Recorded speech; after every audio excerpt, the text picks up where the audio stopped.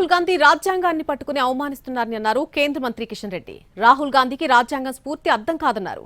రాజ్యాంగాన్ని కాలరాసి ఎమర్జెన్సీ పెట్టింది ఇందిరాగాంధీని అంటూ విమర్శించారు కిషన్ రెడ్డి.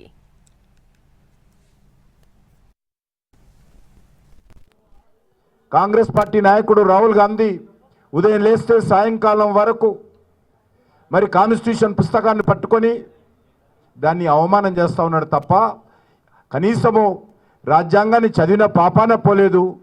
డాక్టర్ బాబాసాహెబ్ అంబేద్కర్ స్ఫూర్తి ఆయనకు అర్థం కాదు.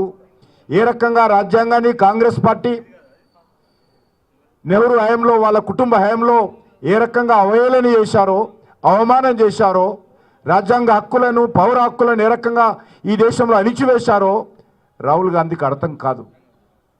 మనకందరికీ తెలుసు, శ్రీమతి ఇందిరాగాంధీ గారు ప్రధానమంత్రిగా ఉన్నప్పుడు అలహాబాద్ హైకోర్టు ఆమె ఎన్నిక చెల్లలేదని పార్లమెంట్ సభ్యత్వాన్ని నుంచి రద్దు చేస్తే ఆ రోజు రాజ్యాంగాన్ని కాలరాచి అధికార దుర్వినియోగం చేసి శ్రీమతి ఇందిరాగాంధీ గారు ఆ రోజు ఎమర్జెన్సీ పెట్టిన విషయాన్ని మనం చేస్తా ఉన్నాను.